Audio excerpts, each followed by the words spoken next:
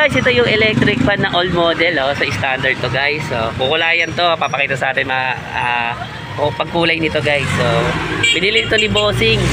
Tapos gusto niyang baklasin natin para makulayan natin tong electric fan na to. So baklasin natin to guys at checkin natin kung ano yung magiging mangyayari sa kanya. So umaandar naman to guys, sira lang yung gusto niya lang kulayan para maging bago talaga. So yung binaklas-baklas natin. So yan na yan. Ganda na siya. Ganda, kulay puti. Ang ganda. Yan o. Mahal ng ano? Nang ano? Cover call? Ito. So ito nilalagay natin. Naman. Nandyan yung ano. Yan. So bagong ko. Ba't kahapon hinihintay kita? Umulan, hindi natapos. Pero umaga rin natapos. So ganda. Ganda ng kulay, no? Eh si Bossing may-ari niya. Kulay. Yun, no? Galing. Asay-buli muna natin. So, Tapos saka yan. mo na mag-upisa. Dito muna sa umpisa natin. Itong mga... Yun, no? Ganda. 1 2. Ganda. Old model na old model. 3. Ganda, oh. Lakas.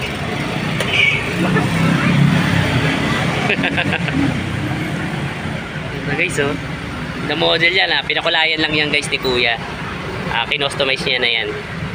So yun na siya. Harap ka dito.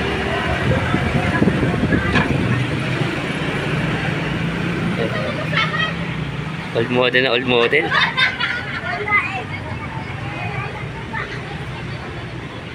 Ayos ba? Ay si Bossing. Yun, oh. Baka may old model kayo guys na mga lumang electric fan binibili ni Bossing. Mga desk fan boss, meron na kayo? Boss, may stand fan lang talaga. Ang ganda, oh. Yung kulay na kulay. Yan. Lahat yan guys, oo. Pintura ng kotse yan. Yung pintura dito guys, sa kotse na yung pinapintura niya dito. So talagang buga.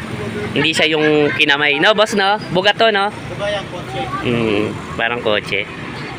So, yung ganda. Old model na old model. Diba? Pinakulayan niya lang to guys. Natuwa ako kasi parang bago tuloy.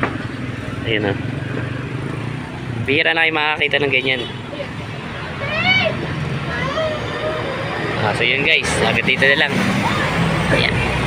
Alam. So yun guys, ay gawin naman natin to. Ayan, pinapa-assemble na ulit sa atin. Kinalasan natin to guys, hindi ko na pinakita sa inyo kung ano yung itsura nito. So yun guys, ito na yung mga bagong ano to guys, pintura. Ayan, ganda pag pininturahan guys, ang ganda, oh.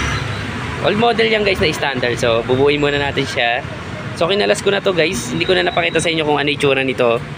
Pero binidyoan ko lang para meron kang idea kung sakaling gusto nyo rin magpa-customize o magpa-pintura guys ng mga old model na electric fan ninyo. So yan guys, yan yung itsura niya. Yan. Ito. Dati meron tayong ginawa nito, kulay green naman yata yun, o kulay light green yata, o ganon. Ito ngayon kulay yellow guys. So yun, kasi puli ko lang to guys at babalikan ko kayo kung paano yung itsura niya. So yun guys, yun yung itsura niya. So ang cute ng itsura niya, dilaw siya. Yan. Ang cute. So paanda rin natin guys, so yun na, in-assemble na natin siya. So 1.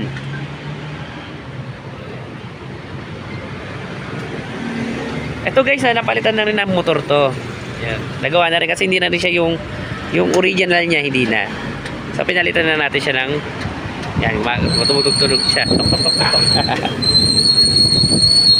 So yun guys, tingnan na natin yung isolation yan. So balikan ko kayo guys. So pinakita ko lang sa inyo na yan na yung itsura niya. So gawin ko lang yung isolation nito. Yan, kulay dilaw siya. So yun guys, okay na. Yan. Oscillate siya.